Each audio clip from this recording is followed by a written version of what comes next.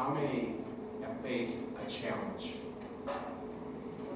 A challenge that pushed your character, your morals, and your values to the very edge of your self-control.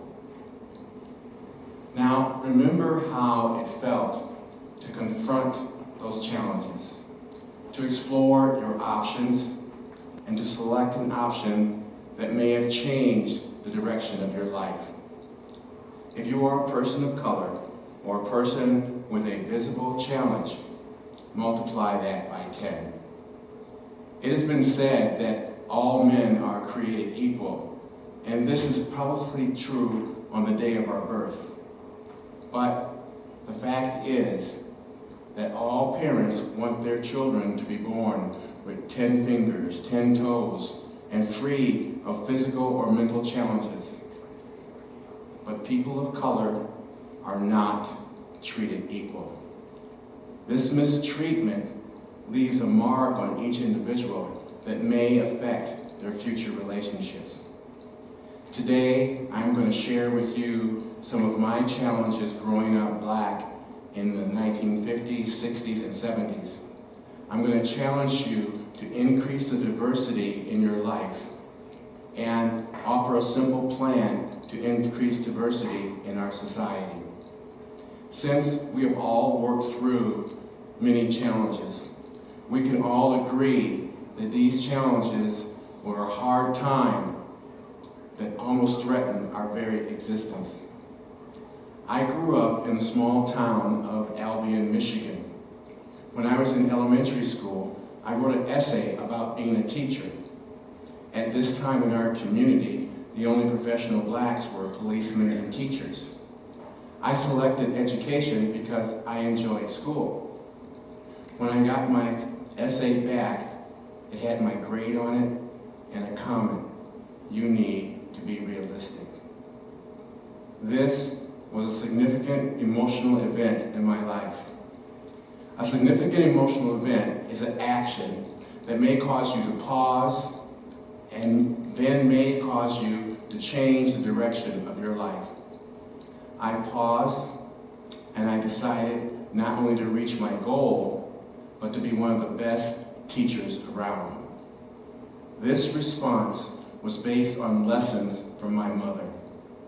My mother, with only a 7th grade education, hit rock bottom when she escaped an abusive husband in Buffalo, New York. She moved her 4 children to Albion. She had a plan not just to survive, but to thrive. Her plan included working hard as a domestic and nurse's aide. My mother modeled being impeccable with her word.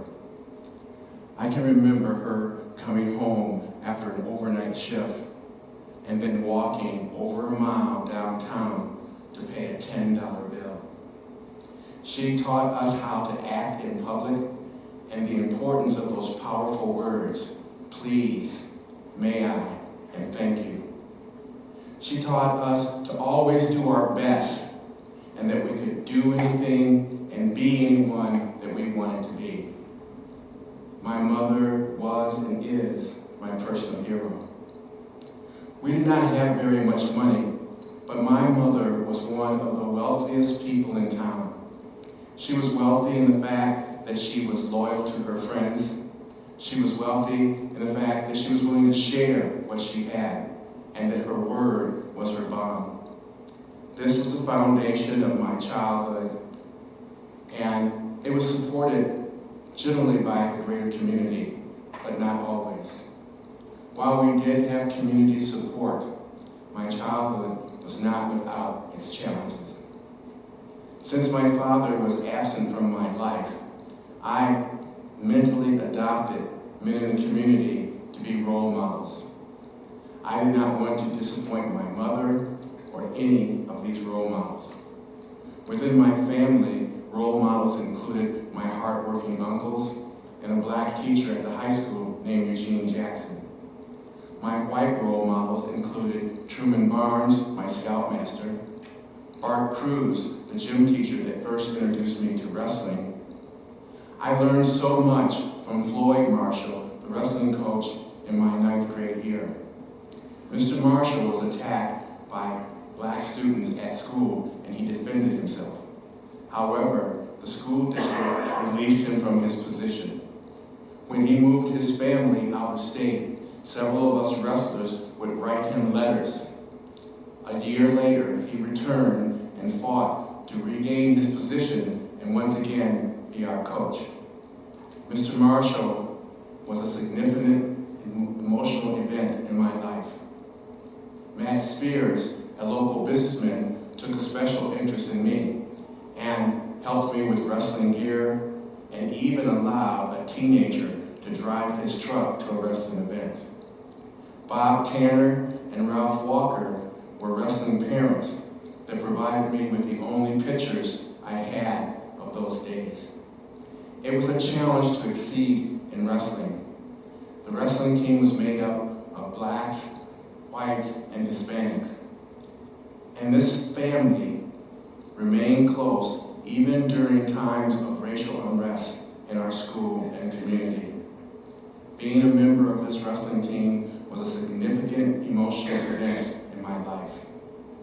In high school, I was also a member of the thespian club, but I was never cast in any major role because the sponsor could not justify a black as being a member of the family or in any love relationship.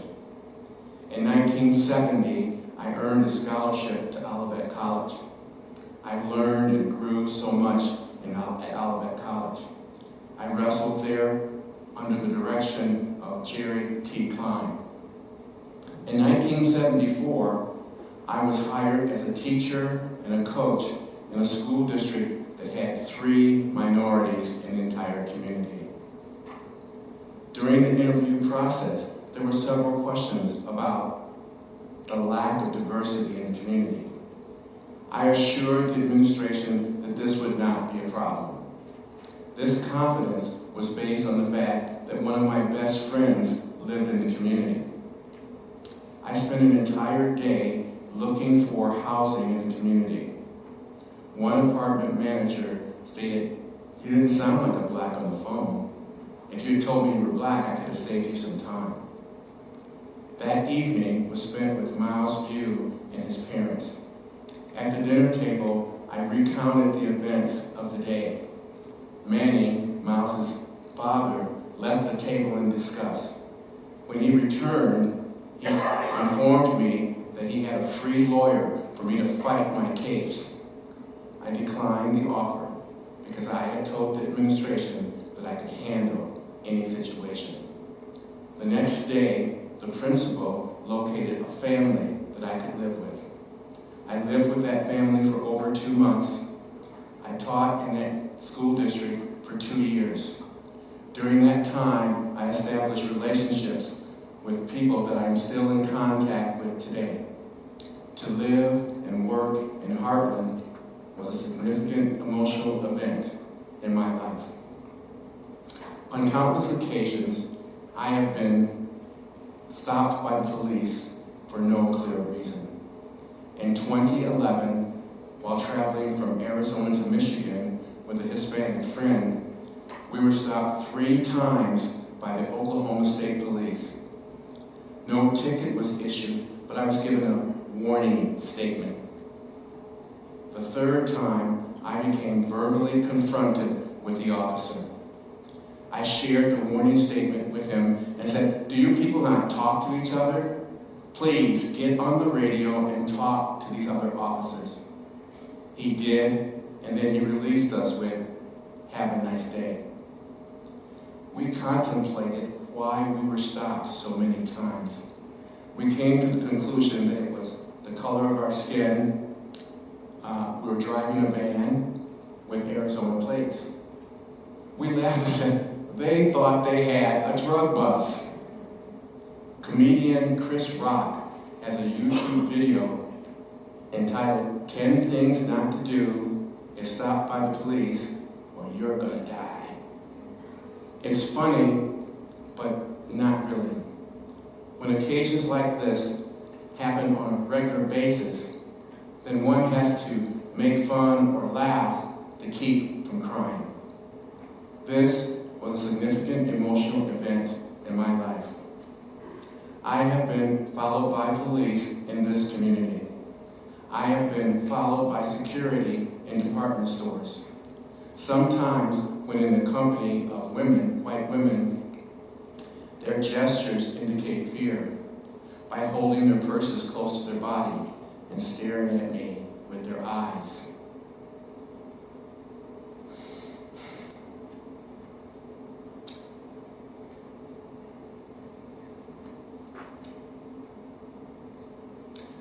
Most people of color can relate to my stories, but it's not just people of color.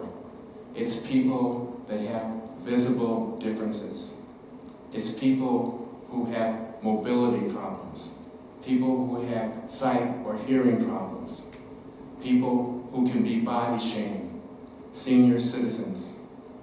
Because of the lack of acceptance in our society, one of the largest groups of people that are discriminated against are the LGBTQ community, because they cover all of the different ethnic groups, all of the age groups, and the genders. In the soul of such a person, it can be terrible to handle these antiquated attitudes. Can you imagine being in the closet and having to endure gay jokes and slurs? Can you imagine having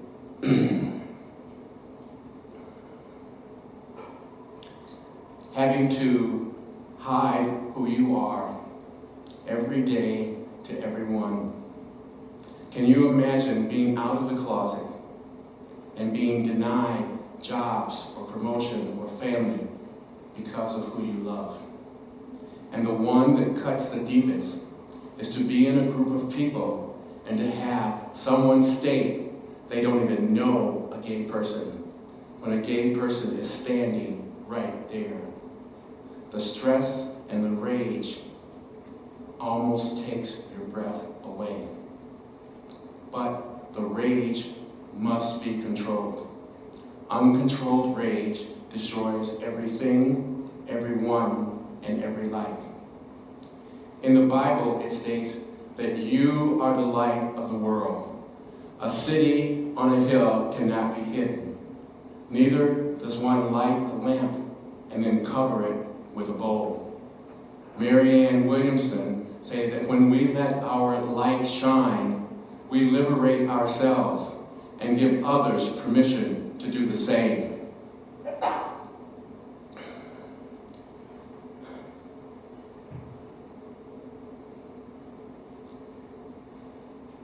Like in the movie, Guess Who's Coming to Dinner?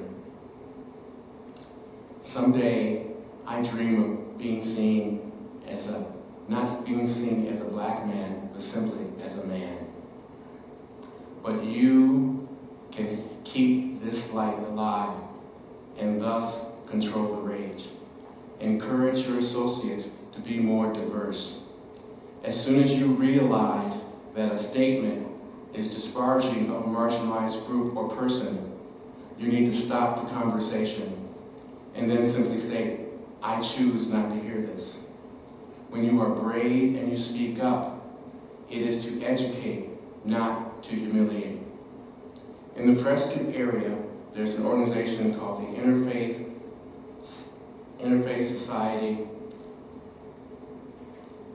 who has a mission to promote the appreciation, cooperation, respect, dignity, and understanding of all people.